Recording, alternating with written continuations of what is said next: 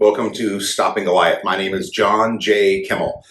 Today we're going to be talking about gender transitioning of our children.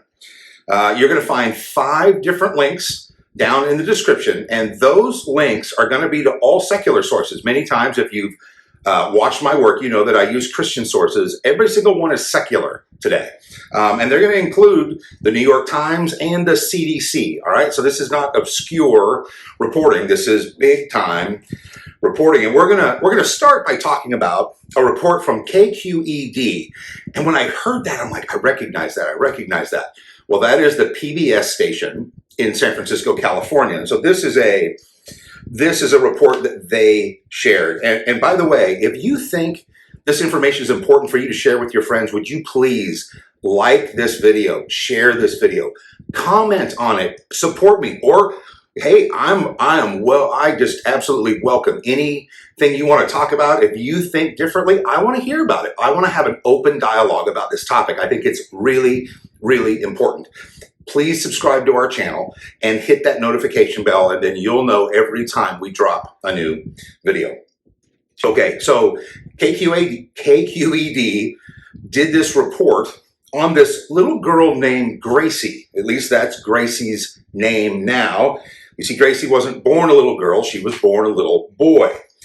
And she's so young, according to this reporter, that she still tacks on the and a half when she gives her age, which is 6.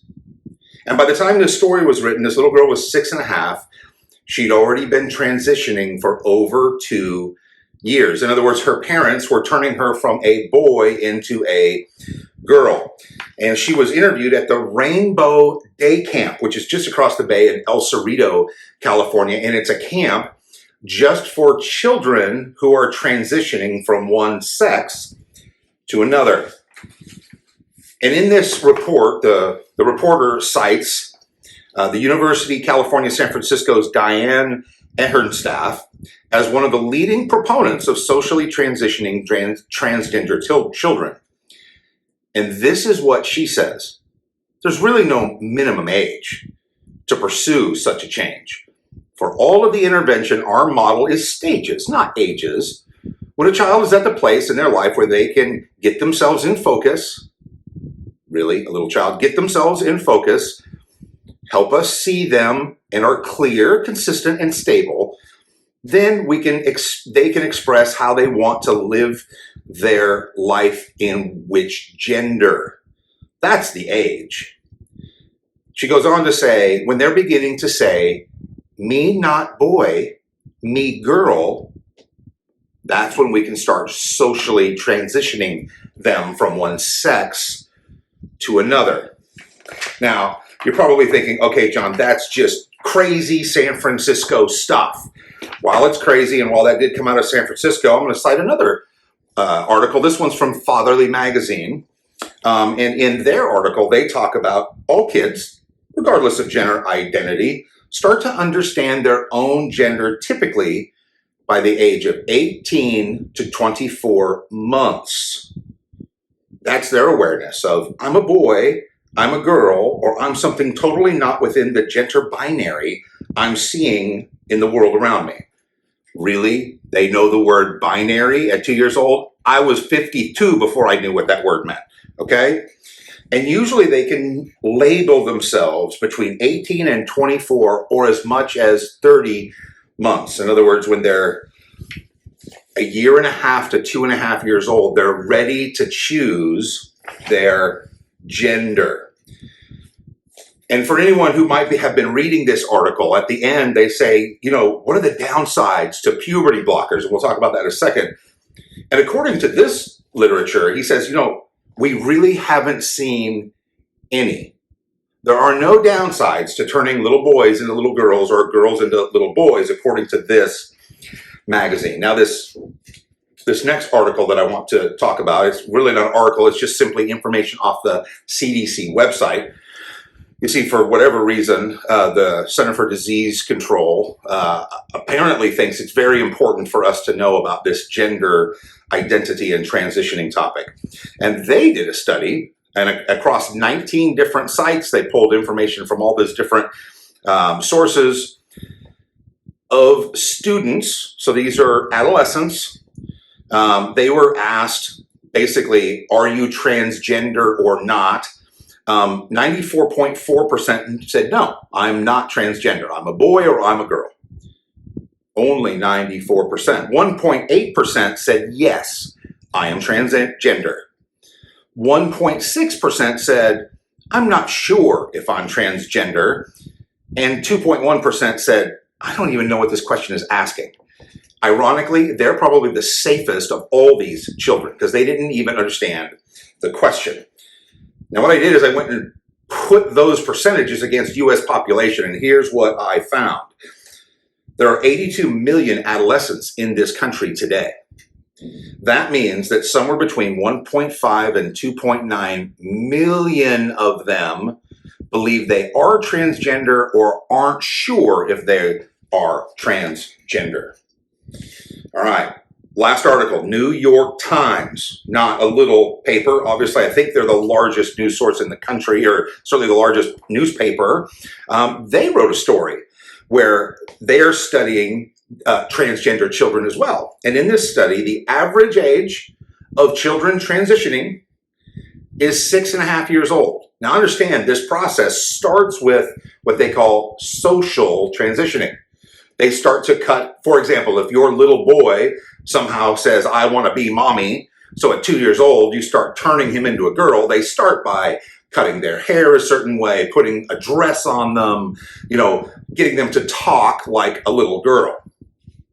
And in this study, they found that 5 years later, only 2.5% wanted to untransition.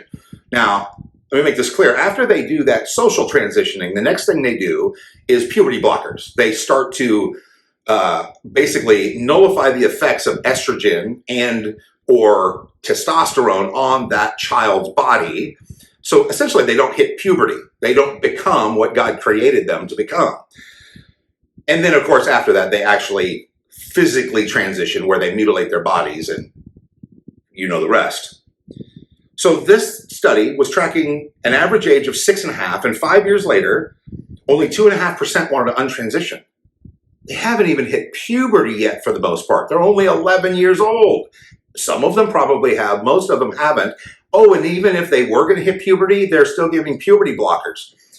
But let's just say for a second, it's only 2.5%. Again, laying that on top of the information from the CDC and the population in this country, we're talking about 39 million kids in that age category. We're talking about, according to this study, 1.8 believing they are transgender. And even 2.5% of them, you're talking about 17,000 children whose lives have been undone by social transitioning and puberty blockers. They've literally already destroyed the lives of thousands and thousands and thousands. We're not talking about a handful of kooks here. We're talking about thousands and thousands of our children who have been disfigured mentally and or physically. All right, so not surprisingly, the older a child gets, the less likely they are to keep their gender identity off. In other words, if you're 6, yeah, you're fairly likely to want to be transgender or think you are. The older you get, the less and less and less it's true. By the time you get to 25, it's almost non-existent, okay? So, what are we going to do? What are we going to do about this? Well, the first thing is, please pray every day for the deceived children, the deceived adults, that they would stop destroying the lives of these children. Second, talk to your kids, talk to your grandkids, talk to your nephews and your nieces and anybody in your sphere of influence, that could possibly not understand. Talk to them and make sure they understand there are two genders and God gave you one of them when you were born. And the last I would suggest is share the truth with others. And if you're not ready to do that, share the truth that we've recorded right here on this video. Share this with your friends. Share it on social media. Like this video. Subscribe to our channel. Get notified when we drop new videos. Make comments in the comment section. You see, when you do that, you increase the number of people that see this information. Please, please fight for the minds of our kids. They will be so glad that we did.